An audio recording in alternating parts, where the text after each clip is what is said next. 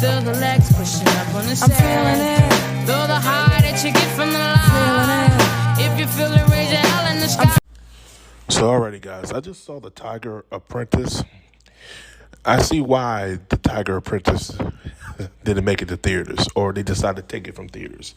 So this thing was supposed to be released in 2022 due to COVID. They pushed it back a couple times, and here we get it today in February of 2024. Let me first off say the positive, which is not much, but I want to say this. The voice acting was good. You have names like Henry Golden, Lucy Liu, and Michelle Yeoh. She's all over the place right now. She's doing good things. And ever since Everything Everywhere All at Once, that film she did a couple years ago. Well, yeah, I can say a couple years. It's been 2 years and stuff like that, because she did it back, I believe, in 2022. So, she's great, and I think she'll be doing work for a while. She's been all over the place. With that being said, that is it. Now, I do know, I did some research on this. This was from a book. Tiger Apprentice is actually from a book, and they adapted to a film. For me watching the show, I can tell this fits better on a TV format, on an animated format. Paramount should have just made this an animated thing. Or animated show, because this TV format did not work for it. The film sits around the Chinese zodiac, pretty much protecting the chosen one known as Tom Lee. And he takes on this evil sorcerer and pretty much had to save the world. Typical stuff, generic stuff. By the end of it, I had to rewatch certain things because I fell asleep on one thing, and I was like, this is not working for me.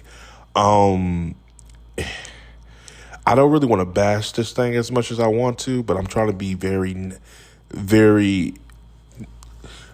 I'm trying to be better with my reviews and not trying to bash everything. But this, if you ask me, should you skip it? Absolutely. I saw it on online. I said, well, I'll check it out. I didn't pay for it. I ain't telling nobody to pay for this shit. No. If you got Paramount Plus, okay. If you ain't got it ain't worth watching.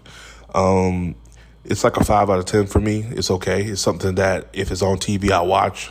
That's it. If Paramount decides to make it a TV show, I'll probably revisit it again. But as a film, I don't see myself revisiting this again. Maybe people at Paramount kind of knew that this wouldn't get the same traction as any other animated film, and totally understand that. Like I said, it would have worked better for the character developments. For the dialogue would have been 10 times better, and I think this feels like a show that had this film feels like it had a restriction on this is how much time you have, this is how much we're going to give you, and this is how much you're going to work with, and that's pretty much what they did, and they did the best they could, but was it good enough? Because again, I've seen films over the time since I've been watching films, since I've been a young lad, especially animated films. They give you that time window. If you can't put everything in there in that time window, you could tell this film had a little bit more budget in it than most films, but you can also tell that if this was a straight action film, not a trying to story plot, trying to make it more like a Pixar type of film, it would have done better. Like one of those DC animated films. But the problem with this film is it's trying to be a Pixar. It's trying to be a How to Train a Dragon. It's trying to be all those type of films and then some, and it fails. It doesn't have the time. Doesn't have the script. Doesn't have the rewatch appeal. It doesn't have it has the voice talent. It just doesn't have the other stuff. So, but anywho, I could go on. 5 out of 10. That's my review of it.